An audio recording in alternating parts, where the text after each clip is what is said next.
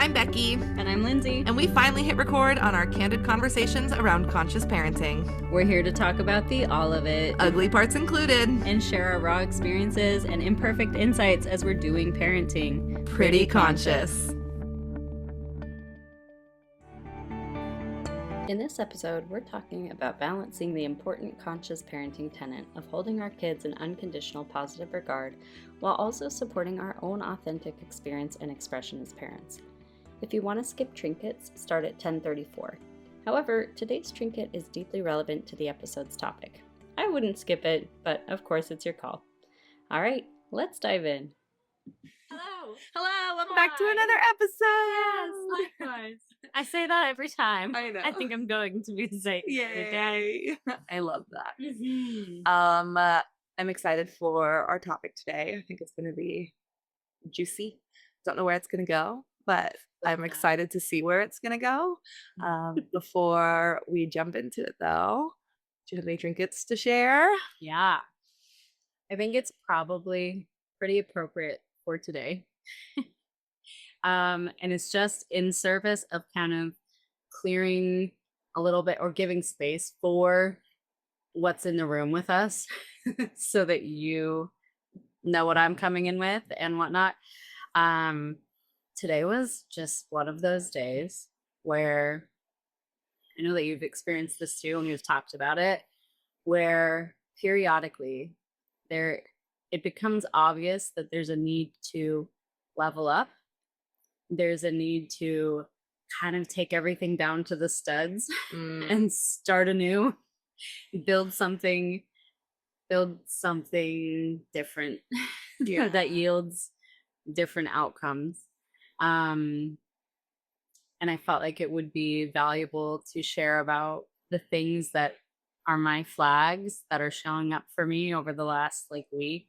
That are like, oh man, okay, it's time. Yeah. It's time to just reassess and start over, not from scratch, but take a real hard look at the nuts and bolts of everything. Yeah, I think that would be really, if you're open to sharing some of the markers, I think that could be really helpful, not just for me, but for anybody listening. Yeah.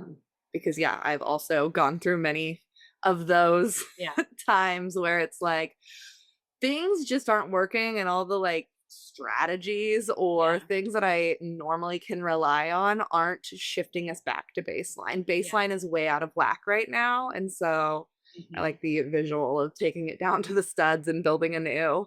And trusting that the studs are still. Well, I think that's a really important part of this and why I feel like it's great timing, because I want that to be a shared known that with conscious parenting, these moments happen and we expect them and we know that they're coming and they're still hard when they show up. But every time it's just the thought that, okay, it got really hard for a while. And it doesn't make me want to throw away the whole thing. Yeah. It's not that. It's we got to reset some stuff.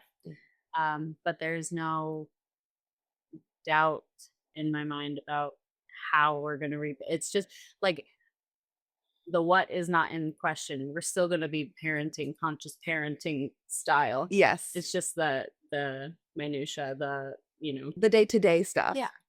Of how we function day to day, where the things that come to mind for me when I've done resets is resetting the environment. Yeah.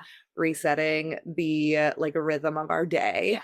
Going back to the very basics of what helps us. Yeah. So planning out food and water better, planning out our time outdoors. Where are we going outdoors? With who are we going? And those things always have helped me reset. But I'm jumping ahead. I would love to hear any markers that you were talking about, some of those flags that tell you. So I always notice that when one of these moments arises, and it's never usually it's a culmination over, it builds on itself. It's a feeling. And I've talked to you about how oftentimes I cycle. some catalytic event has me go to, okay, I need to soften again. I've got to soften again. And now I'm doing this more proactively. So that's great. Yeah. But we go through this period where I'm softening and I'm easing up and I'm finding lots of flexibility and really focusing my energy on finding flexibility and releasing demand and all of that. And then as a result of that, Mhm. a lot of times things start to get more intense and behaviors sometimes get bigger, or like play gets more like the kids are exploring new territories in the safety of all of that flexibility and that openness and whatever. And then I start to feel more powerless. And so then I start to get more rigid and more rigid. And so I feel like I feel all of that rigidity and it reflects in my body. I start to feel it like in my gut. Mm, I start to feel like the tightness yeah. of like going into all these interactions. And today, my mindset starts to shift into like all of the things that my head knows, like that kids are not consciously manipulating me, or that you're doing it on purpose, like for all of those things, like the more negative assumptions, those all come bubbling up Totally. more and more and more. um and typically a really solid marker is when I am internally saying, this shouldn't be happening anymore, you're x numbers of years old, this shouldn't be I'm laughing happening, because blah blah. same. Yeah, I go into Uh, like, this is just like, come on. yeah. It's when there's like, The come internal on, battle. yeah. So that's all true. And then another flag is when I feel like I don't have any time and I don't have any room to change anything and everything's already so stressful. How could I possibly shift anything? That's usually a pretty good marker that it's like, yeah, we just gotta start over again. From the beginning. Yeah. Yeah. Yeah. And it sounds effortful. And if I were hearing somebody say this, that like, oh yeah, this is just a part of it, I might like go running for the hills. But it's one of those things where I feel like parenting is just hard because it's hard. And there are a lot of seasons that are just going to be hard because it's hard, not because you're doing something wrong. Yeah. And this way is how we strengthen muscles instead of building calluses. Yeah. Doing it intentionally so that we're actually like growing skills. The leveling up really is a call to action for me Hmm. to expand my skill set. Yeah. And so it's all good. It's hard and it's good. Yeah. And I wouldn't do it any other way. And it's not that the effort is being expended either way. Mhm. It's just whether I keep expending it in a direction that is out of alignment with my values Yeah. because of all of the hard, Hmm. or if we recalibrate and we start again. Yeah. I'm really glad that you brought up the somatic component of like that tightening in your gut because for me, it feels like it's the gripping. Like you're just like gripping the sides of your seat all day long of just like, and always like almost a hypervigilance of waiting for the other shoe to drop at all times. Yeah. Like a lack of trust that the day can actually flow. And then that puts me more out of connection with myself and with my kid. And we just get into this like very frictionful type rhythm. Yeah. um, and yeah, I also love that you brought up the effort because it does sound like, oh God, but you're having to do this how many times? Like Yes. over and over again. Yeah. And it's yeah, you get to choose the hard. It's going to be hard regardless. This kind of hard when I'm sitting there gripping, seeing mostly only the negative things in my child and in myself, that kind of hard sucks. It doesn't feel good. And so being able to like shift back and like I always think of it as recentering, Mhm. um, a recentering of our values, our rhythms, our connection, and putting the things that really matter the most Mhm. in the forefront. And like my mind goes to, and doing that requires resourcing. So like having places that you can resource from Mhm. um helps to be able to actually stop white knuckling your way through every day Mhm. and enter the day intentionally. And it's not like one day you wake up and it's all intentional and that it's beautiful. It is a process to get back to the baseline that Mhm. you feel Yeah. in alignment with. Yeah. And it has to be new. It's new every time. And it's not, yeah, it's not a returning back to, That's true. like, it's like, it's getting back. What we're getting back to Hmm. is a dynamic and a flow that works. Yes. And like, it's in air quotes because our works means something different. Yeah. Works means we're in right relationship with each other. Yeah. And that's like the biggest marker is that our relationship is suffering. Mhm. I'm I'm not feeling good and connected with, like, yeah, Most of the day. most of the days, most of the moments in the day are not feeling.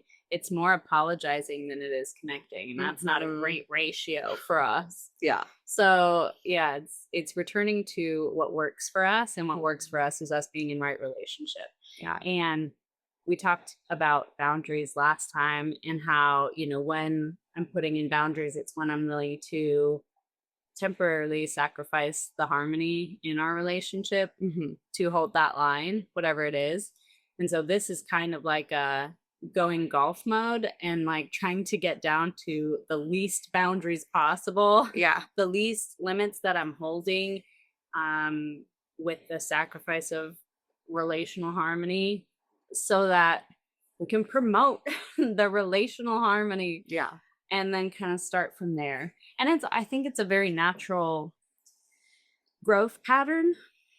Hmm. I can see this pattern reflected in a lot of different areas, not just my parenting experience and my relationship with my kids. Yeah. Um, yeah.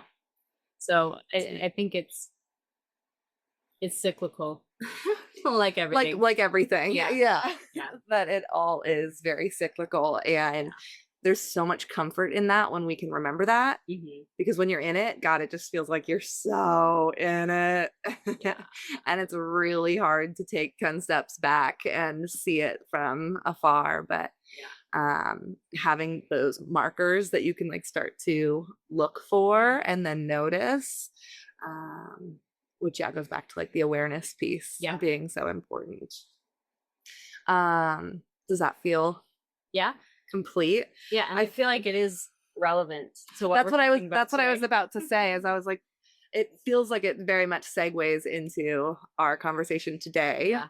which is around holding our kids in positive regard, Hmm. and also like holding the reality of what is, and like what is true for us and what is true for our kids, and working with reality. Um and yeah, there's so much there that I feel ties back to what you were saying with when one of the markers being there's a lot of like negative attributions that come up um when we're in these like periods. Hmm. Right? Yeah. And not discounting the fact that that feels really real for you Oh yeah. right now. Uh-huh. Right? That feels really real. um so yeah, where do you want to start? Do you want to talk about the importance of like holding our kids in positive regard, and the idea of no wrongness, and how that sort of is like the subtext of like all of it, and then that allows us to hold the reality of what is at the same time? Yeah, I think a helpful place to start is like talking about labels and attributes, Mm, and why even the sneaky shame that's in there uh-huh. around, like, even if we're using positive attributes, Yeah. like this, because that's what it really comes down to, is why are we not why are we trying to shift from one to the other? Negative to positive. Yeah. Yeah, like, and why are we trying to, because I yeah, it's complicated because the invitation or the ask or the, I don't even know, what would you say Mhm. the conscious parenting, from a conscious parenting lens, the ask is here around um what we're holding them in positive regard? Mm, What is the actual ask under that? yeah. Like, what's the explicit, what are we actually looking Is to the do in yeah. those moments versus the like negative attributions that we're talking about? Like, that's Yeah. all really clear, but like, what does it actually look like to hold our kids in positive regard? Yeah. It's like what comes up immediately is the like wounded inner child part that is always asking, am I good? Am I Mhm. good enough? Yeah. Um, and having our kids answer to that Mhm. be always Yeah. yes. Yeah. That like the I am good, even when there are all these other things going. And so I think the ask for me, when I like think about raising my kid with this idea of no wrongness, is trusting that my kid is doing the best that they can Mhm. in all situations, and really helps to shift into behavior as communication instead of like behavior as the thing, Mhm. and not um like inner like weaving our kids being with their behavior. Mhm. um I think, are you yeah, okay if yeah, I insert absolutely, please, something here? yes. I think the part that I feel like is really important is that we're not talking about shifting from like saying or believing that your kid is manipulative to like going and saying, "Oh no, they're never sneaky. They're never this, that, or the other thing." It comes down to the, like you're talking about the question, "Am I good?" Mm, And it's like for me that the call is like, you don't have to be. You're mm, still loved. Have yeah. you still it? You don't have to be any of these Like things. markers, yeah, Yeah, you or don't have to labels. be any of these labels. So it's not just going and saying like, "Oh, I know you're kind. I Mm, know you're not trying to hurt your brother. I know that, yeah. you know, whatever." It's Yeah, I not think that. that's a It's really not good point. applying those positive attributes. That positive has the air quotes there. Yeah. It's not applying positive attributes and always assuming that our kids are practicing positive attributes. It's saying that you are, and you are my child. And so you are enough Mhm, as you are. mhm. And I believe your experience. And yeah, the trust is not, I trust you to make the right decision. It's, I trust that we're going to get through it together. Mm, I yeah. trust that, yeah, that, Like, you are worth it, yeah, that, like, you are worth working through this together, and that, like, our relationship is worth working through this together. Like, that comes to yeah, mind for me too. yeah. And that there's nothing here to earn. You don't have Yeah. to earn my love and affection. Mhm. It's here for you. I actually had a moment with Juan the other day where it was like, Big Henry kept doing something to little Henry, no, middle Henry. And he's just really like big body energy, and it was a lot. We've had a lot of dysregulation. And that's why we're like, I gotta reassess everything. Yeah. Um, and I invited Big Henry to come over for a light touch. That's one of the things that really helps him feel soothed. And Juan, my partner, says to me, "Well, don't do that. Then he's gonna like do the other thing every time so that he can have light touch." And I'm like, except for he does not have to do the other thing. It's not a condition. It's not only available to him if he does the Yeah. other thing. If I tell him, "Hey, you can ask for light touch anytime you're feeling that in your body, you can ask for light touch." And especially if you say, "Mom, I feel like I'm gonna hit," or "I Yeah. feel like I'm gonna push," or something, then I'm gonna absolutely prioritize that to support you showing up the way that you want to show up. Yeah. um so like making it like, you don't need to earn need supporting you. You Mm. don't need to earn me putting in effort to support you. Which is really hard, and that's not something that feels true for me right now. Uh-huh. And that's just the honest reality of it. Today I'm like, no, you don't. I don't want to show up this way. No, I'm like, I don't want to put your shoes on, even though in a if I moonwalk away from it, I know that he's not asking me to put his shoes on because he needs my help to put his shoes on. He's asking me to put his shoes on because he needs to know that I still love him, Yeah. and that is coming up again and again and again from him. Like, do you still love me? Yeah. Are you always gonna love me? Yeah. And it's always been acts of service have always been really important. I don't buy into love language like stuff. All of it, yeah. No. But that's how a whole thing, that's a whole complicated thing. But um it's helpful to know how your child receives love from you Mhm. and how your child feels your love. And Mhm. for Big Henry, it is through little things like that. And so as agitating as it is, we've been having the roughest morning, and now all of a sudden you're doing nothing for yourself. Ah. And I can step away and know that what he's really asking is, do you love me still? Are you always going to love me still? Absolutely. Yeah. Get over here, man. Let's do Shoot it. your shoes. You know, Yeah, that was a bit a tangent. And I think it is applicable. totally. Yeah, and when I go back to this idea of like no wrongness, and before I necessarily had started conscious parenting, back when I was teaching and thinking of a student that I had in my class, and he was a bit antagonistic Yeah. um to other kids, and very, very physical, and would do like sneaky physical things, Yeah. um but then be like, oh no, like I was just putting my hand here, things like that. And back then it was really hard for me to like hold the no wrongness, Yeah. and get to the root of what was happening.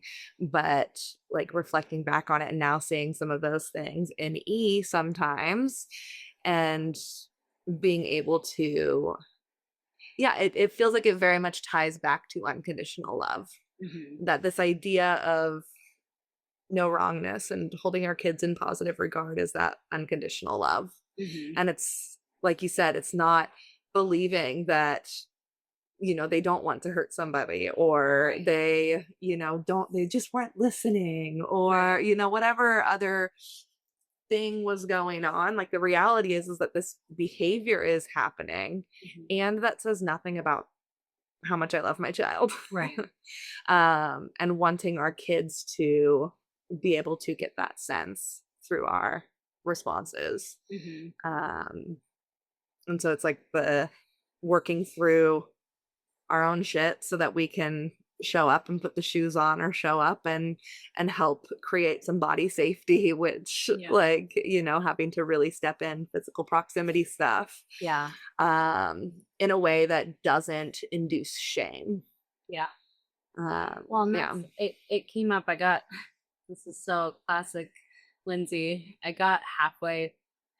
I wrote 85% of a caption on an Instagram post about like this topic essentially, and then I don't even know what happened to it. I got interrupted, and so now it will never exist in the world. But that's fine. But Existing here now. yeah, I guess so. Yeah. But I was talking about how, uh, yeah, it's not saying that we don't have these tricky moments, and then we don't have moments where we need to support our kids into a different behavior and a different approach. But you can do that without applying shame and without withholding affection and love and warmth. Mhm. It's the warmth, I think, feels really important here, Yeah. is that you're still able to offer warmth. And I think in an age where behaviorism suggests that we ignore everything that we don't want to see Mhm. in our kids. Yeah. Ugh. But guys, just imagine though, like just like I don't even want to. Yeah. I don't even want to imagine, and it happens in my life more frequently than I would Oh, like. yeah. But imagining somebody who you care about deeply going cold on you, uh, and like when I say cold, What like charm like flipping the majestic. light switch and Yeah. just flat, just neutral affect, just nothing. So alarming. It's so alarming. It's so Like it, scary. yeah, it It's sets so off all scary. my alarm And bells. it's not scary to be like, I just want to acknowledge it's not even necessarily something that we're consciously aware of, We're like that we're doing. feeling fear around it, Yeah. but it's a survival threat. And the whole polyvagal theory component is that, yeah, but it induces that threat response. Yeah.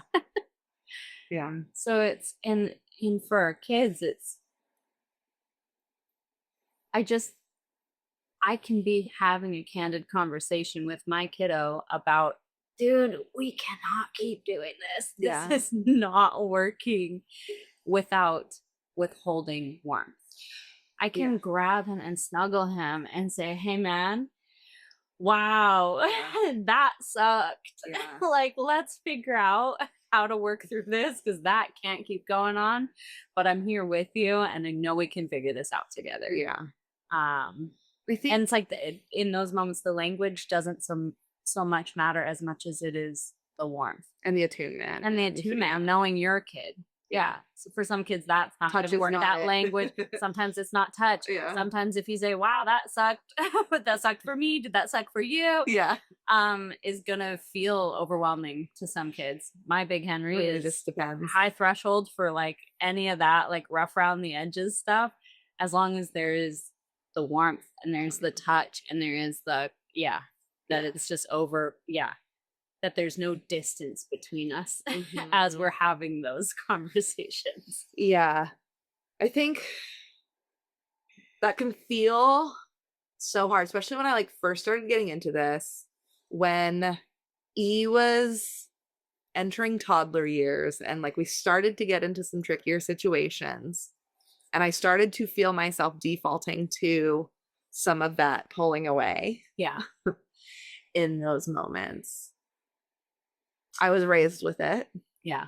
A lot of us were. Mm-hmm. It still is everywhere, Yeah. right? Like you still see it everywhere. You still hear it everywhere. A lot of the advice that parents read in books or get from teachers or from doctors or whoever still is very centered around behaviorism, which is that ignore what you don't want to see and praise what you do. Like, or even like use your relationship to manipulate by saying like, oh, that makes mommy sad. That. Yeah. Yeah. That was judgment. Judgment came through strong on that one. That face was full of judgment. And like I understand, and when that's what's being offered and that's what's flooding parenting Instagram, whatever, like, and when you're in the moment, you're just looking for a strategy that's gonna work, and you want to help. I totally cut you off. No, it's okay. It's okay. Very apologetic today. Thanks for receiving it, because you're welcome. Today's been challenging. It's been a rough few, so thanks for being here and just letting me just having your wild the warmth. Yes, thanks for the warmth. Even though I'm doing everything wrong and bad. Oh. Yeah. Security rainbow. Yes, I love that. I'm trying to remember what I was before it rained. Yeah, no, it's okay. My brain it's just really popped off. common still to pull away, and you feel it still, and it's still everywhere. And I think that it makes so much sense, like to help like undo some of the like judgment that came through, is being like, it makes so much sense. It makes so much sense because it's probably how you were raised. It's how you see other people being raised. You're getting the advice of that everywhere. And when you're just fucking gripping, trying to get through to bedtime every day, what's going to come the easiest is what is like the default pathway in your brain. Yeah. And that's often the default pathway for people, is to go into using relationship as like wielding relationship as a tool, as a weapon, as a like something that can motivate our children into a certain behavior. And I think that it makes a lot of sense and there's potential for harm. Well, it's because it comes back to that definition of what works. Yeah. If your definition of what works is what gets your kid compliant or what gets your kid obedient, that works. This relationship is powerful. Yeah. Sometimes it works. And sometimes kids, I mean, tying it to the nervous system stuff, which we'll get into, it works to a degree. Yeah. But then if they feel overly threatened. Yeah. And it only works just, until a certain point, and then what are you left with? Right. What then happens if it's not when you serving use up relationship? all of your your relational value, like, or after your kid doesn't need you for relational safety anymore, when they hit their teenage years and their primary connection desires are with peers. Yeah. They're wanting to pull away anyways. Yeah. What's left there? Mm-hmm. So like this is really parenting for the long term. Yeah. That when you're looking at preserving relationship through not utilizing shame or like wielding your relationship as a behavioral mod tool. It's really parenting for the long term, and like again, going back to our last episode, keeping relationship at the center. And there's something else that I had there, but that's okay. Is it okay if I jump in to see if it'll come back? Yes. I feel like something that I was saying in episode 003, third building block episode, kind of like a radical take, or what felt like a radical take, when we're talking about how like one of the markers that we're in right relationship with each other, that it's working, is when my kids say, I hate you. That's coming from Big Henry, right? Yeah. Only one of my kids communicates in that way. But it is that long-term lens, because what I'm thinking about, if we keep that communication channel open, and I hear people who are raising teenagers and hear them talking about how like, oh, my kid won't even talk to me, my kid won't talk to me. I just dream of the times when they were, when they would talk my ear off, whatever, because they just don't talk to me now. And I think about, I have to learn how to be able to receive those things within the context of our relationship, for that line of communication to stay open, because there's absolutely more coming. And I don't know anybody who has gotten through the adolescent years who is close with their kid who does not hear that at some point. And I was a teenager, and I never would have said that out loud because of the consequence. I mean, I think I said it one time, and it was not good. Not a good situation for anybody involved. But I just think about, I don't know an adolescent who gets through that period of time without thinking those things about their parent. And I want the kids to be able to come to me and still be saying those things to me, because it's a starting point. And I know that from my kids when I'm looking beneath the behavior. Sure, would I love it communicated in a different and more respectful way? Sure, but like, what even is respect? And I don't want the performance of respect. If it's not, if you're saying that, you're not in respecting mom territory anyway.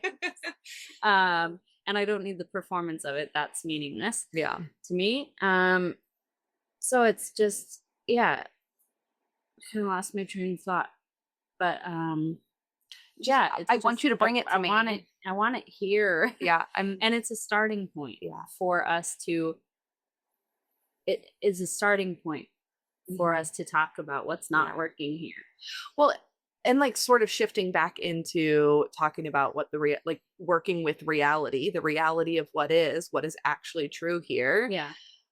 for each of us subjectively, but then also the objective truth. Like I'd rather Yeah. work with all of that Yeah. than this delusional version, right? That like you were saying, and similarly, I would have never said I hate you to my parents. Yeah. There had to be that performance of respect because the consequences were too dire.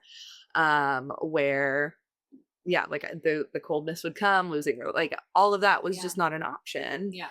And so we never really got to work with the reality of what was here, Yeah. you know? And for us to be able to have our kids bring these things to us without the fear of losing connection, Yeah. losing relationship, because we're holding our kids with that unconditional love, Yeah. with that no wrongness lens, means that we can actually talk about what is here for each of us, Yeah. that we can Well, have those real conversations. and that's the other part of it is that through this, allowing them to say what they're feeling in the moment, and we'll talk about the container of now Yeah, because that's super important to all of in this. those moments, and Uh-huh. yeah, to all of this. But I think it's so important to call out that we're not talking about then having to suppress our own feelings of what's true for us in a moment, but we are not necessarily sharing those things with our kids. Mhm. Like, if what I'm feeling right now is, oh my God, why can't it just be easy? Why can't he just like do it already? Like, why are we still doing this? But I'm going to talk to you about that. Yeah, I'm going to because call up my good friend Becky and say, hey man, can you just hold a container for me? I just need to like, uh, because because I'm trying to show up here. But yeah, anyway, but it's like the, because those things are so hmm, real, and I think yeah, that's something that was really important to me on my journey, if it's okay that I jump in right totally. here. Yeah. Um, those are things that were really important for me on my journey because in the beginning it was like very toxic positivity Yeah. almost of your thoughts inform your reality Yeah. kind of idea, which sure, there's maybe some merit in that, but that doesn't change the fact that my body feels on fire and I want to lock my kid in her room and throw the key away sometimes, like that doesn't change the fact that that is a very real thing that I am experiencing.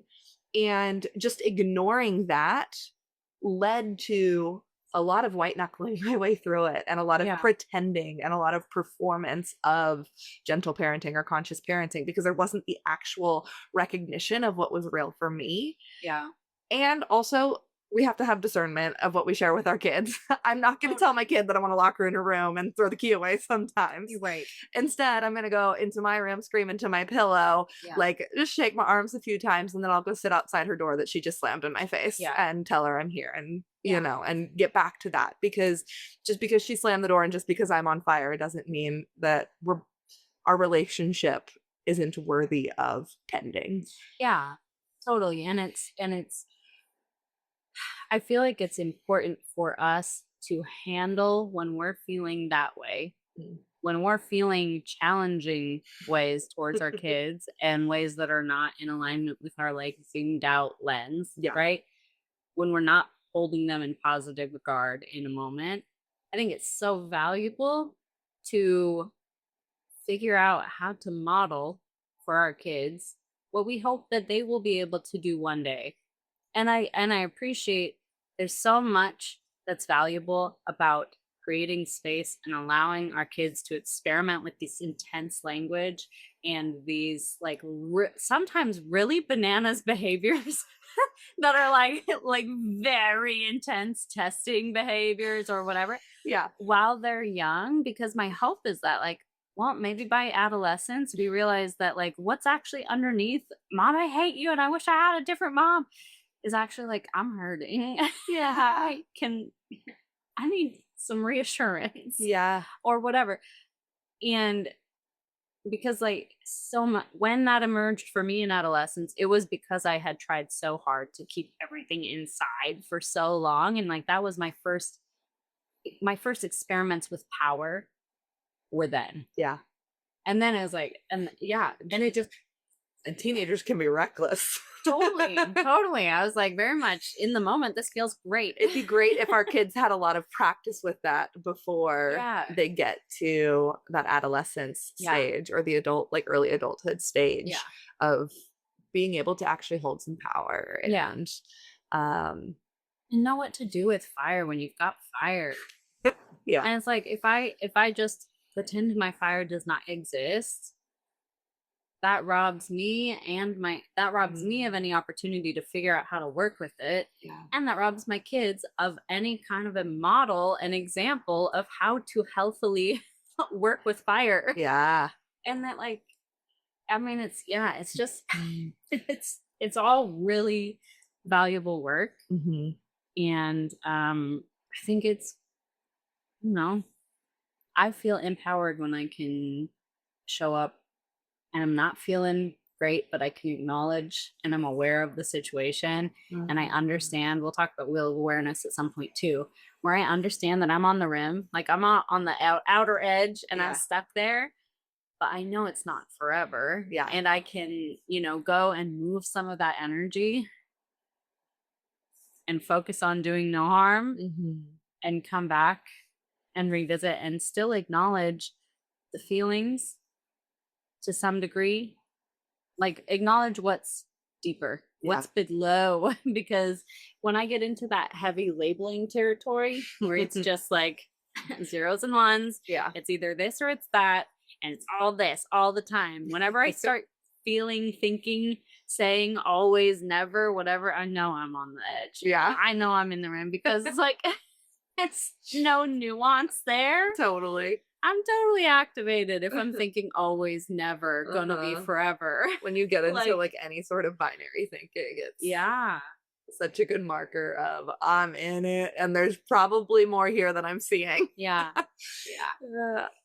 So having this conversation makes me just feel so much grace for my kids when they're in those moments, because I'm a 31-year-old woman who is still, like, I'm talking about all of that and like, dang, that's advanced.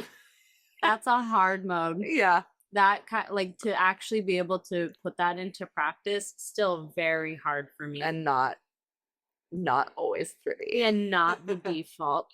No. Not the default setting. Effort and Yeah. And did the number of times that I have asked, or where it's been necessary for my kids to, like, just be as open as kids are to repair and to, like, moving through a really tough moment where, like, I just did not show up my best. It's like, man, I really want to return the favor. Yeah. Because, like, thank you for being open to connecting again. Yeah. You didn't have to be, And you are. And I'm really super grateful. And I appreciate feels like such an important thing to say to our kids that does not get said enough. I appreciate you. I am so grateful for what you're bringing to the table for our relationship right now. I feel like we just don't give. I feel like that's just so important. Yeah. That's why I say it all the time. incessantly. Yeah. I appreciate you. I appreciate you. Just all the time. Well, because that's what's under the positive regard. That's the subtext to it all, is that, like, I am actually just so delighted that I get to be in your life. Yeah. And this is such a fucking privileged place to be. Yeah. To be in your life. Can we talk language of Yeah. unconditional positive regard? Yeah. Because I feel like that would be helpful. If this is your first time thinking about it. Yeah. I feel like that would be good. Yeah. To share. What do you Definitely, mean? I appreciate you. Oh, like what are, like, some like, what scripts type thing? What does it sound like, feel like, look like? Yeah. I feel like saying, you're so easy to love. Yes. Is it really? Yeah. And that's not always. That one sometimes is sticky coming out of my mouth because it doesn't feel true all the time. Yeah. But when I feel it, I say it. Yeah. That feels really important to remind them that, like, you're so easy to love. Yeah. Or, like, I'm so lucky I get to be your mom. That.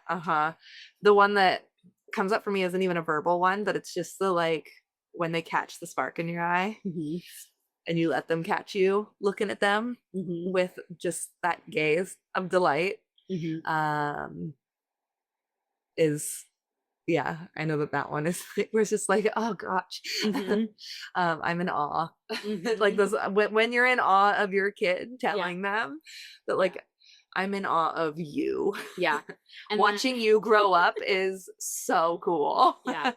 And, like, the whole letting them hear you, Yeah, when you're like, bragging letting on them hear them. it. Yeah. When I'm talking to my partner about, "Oh my god, Big Henry did this thing today." I have to tell you, it's the best. I love Yeah. watching it. Yeah. Um, Just letting them in on that. yeah. I've Mhm. also been finding myself because of our last episode, Yeah. and we were talking about like what need is under that particular behavior, and I was talking about belonging. I Mm. went and at bedtime that night, I just said, "Hey, Big Henry, I feel like actually no, this is how it happened. I'm remembering now. We had like a bit of a challenging day.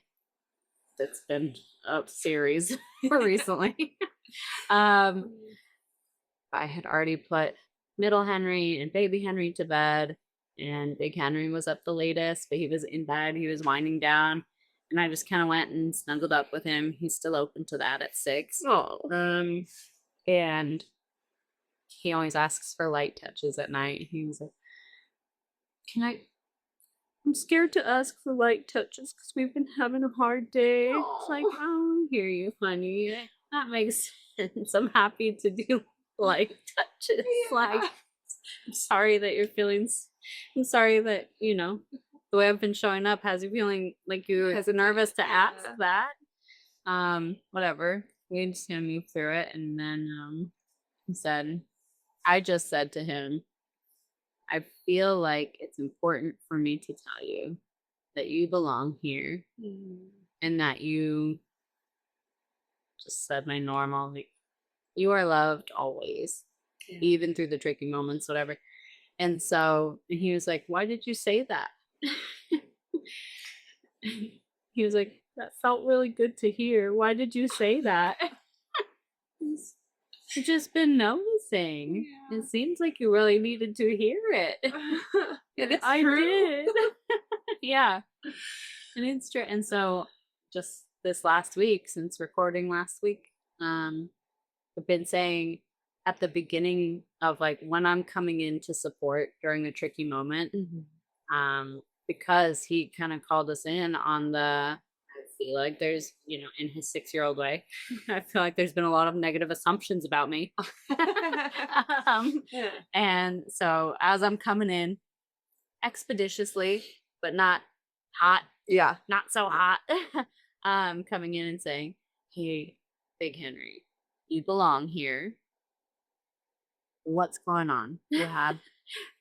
We're on a team. You Mhm. belong. You're a really important part of our team. Got to figure out what's going on here and support the team back to Mhm. whatever."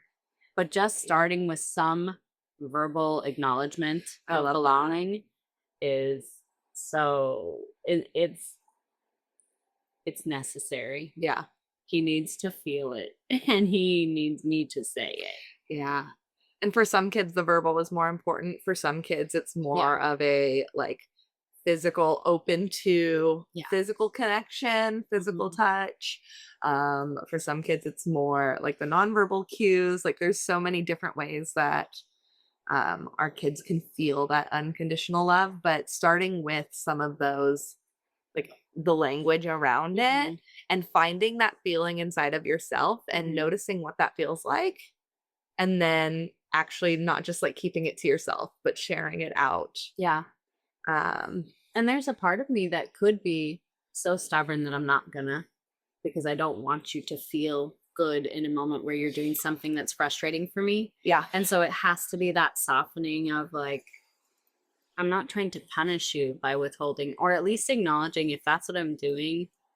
I, with conscious parenting, we're really actively avoiding punishing. hmm, And so if I find myself withholding affection, that I'm punishing. I yeah, want you to hurt because I'm frustrated about something, and I hope that it'll help you learn. yeah. And then like, it's just noticing just that a pattern and whole then that softening yes. through it, and yeah, that's a whole other Yeah, process to shift into, but totally. um that sort of is like the flip side of it. Yeah. Mhm. That How are you feeling about, do you have any other thoughts, or we want to move on to questions for the road? No, are we already at that I think we time? are. Wow. Time flies when you're having fun. Yeah. Um, When I'm thinking about questions for the road, what I would want to come away from a session like this thinking about would be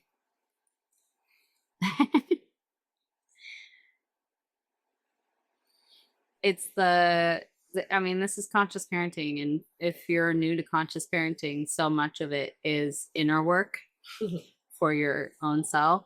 yeah. And so I think the question that comes up for me is what would have been different Mm. if I received unconditional positive regard? Uh, Sorry for no, touching it's your okay. foot. No, it's my good one. This is your good one. Okay, good, good. But what That's would have been different if I had received unconditional positive regard, even 60% of the time, even 40%? I like, yeah, just like if it was just a common theme, Mm. if it was the rule and not the exception. Yeah. Oh, it's a good question for the road to sit with. The one that I was thinking of was a little more actionable of like with our kids and like how we can start to apply it, like Yeah. making it so it's applicable. And it kind of goes back to what I was just saying around like, what do you notice in your, like, when do you notice and what do you feel in your body when you are having those negative attributions come up, just so that you can start to get the markers for it. Mm-hmm. And then also when the unconditional love just like is oozing, Mm-hmm. what are you feeling? Start to bring awareness Mm-hmm. to, like, can you start to bring awareness to the markers of when you move into negative or positive attributions and like regard, and when the unconditional love is there and when it's not. Yeah. Because once you can start to like have the awareness around it, like you can start externalizing the unconditional love feelings and then noticing what happens after you have those like negative attributions, Yeah. and then shifting Yeah. accordingly. But if you And I don't think recognize it happening, it's hard to do anything about it. totally. Yeah. And I think just on that note, when we're talking about the unconditional positive regard, and then like understanding that that's your base and trying to establish with your kids that that's your base, that's what's real and that's what's true. And when we have these fleeting moments of when I'm having a hard time accessing that, acknowledging that that's an outlier event and that's something that requires a different protocol because there's something else going on Yeah. and that needs solving, that needs addressing, so that I Mhm. can get back to the foundation of Yeah. what's true and real. Because that's that's the whole thing, is that for it to matter, it has to be true and real. Mhm. And that when we find ourselves Outside of somewhere that. outside of that, that there's something else going on that needs Mhm. addressing, so that we find our way back to Yeah. the unconditional positive regard. Yeah. Right. And we can acknowledge what's real and true about when we're outside of that and when we're having a hard time accessing it. Yeah. And I think that's actually a really important part of the process, is Yeah. to acknowledge it Uh-huh. so that we can work through. Because Otherwise, you're just hanging out or on the edge. Like, I'm imagining a pond. yeah. The pond is the like unconditional positive regard. That's Yeah. the baseline. That is the like where we operate from. And then when you're out of the pond is when you're outside of it. And in order to get back like to it, there's a process, there's a protocol. There's Yeah, and there the might be a cues fence and there a berry that bush between. And so, yeah. hey, well, let's talk about, I'm not in the pond right now, and I gotta resolve the berry bush and the fence Yeah. so that I can actually genuinely get back in the pond. Yeah. You Because know? that's where we swim. Yeah. That's where our relationship Yeah. happens, is here. Yeah. and the getting back to. And that's the value, that's the true value of conscious parenting, is that we're not pretending we're in the pond. We're not outside the pond saying, I'm in the pond, I'm in the pond, believe me. Yes. Believe me, I'm in the pond. Yeah. Because exactly, because it is the like internal process. And then our kids are looking at us like, no, you're not in the pond. You're fucking dry as a bone. What do you mean? I don't even trust you now. Yeah. You're not in the pond. Wait, is everybody not in the pond? And saying they're in the pond? Like, is everybody who says they're in the pond actually not in the pond? You know? Yeah. We could take that one for Yeah. Oh. We could take it for a while. That would be funny. That would be funny. We love That our would be interesting. We love our That'd be visuals and entertaining. analogies. You really, really do. Can't wait to bring more of them here. We'll have like a whole episode Of of just- on an analogy. End of it. I can't wait. Mm-hmm. All right. That feels rich and sweet Loved it. and good. Bye. All right. See ya. Bye.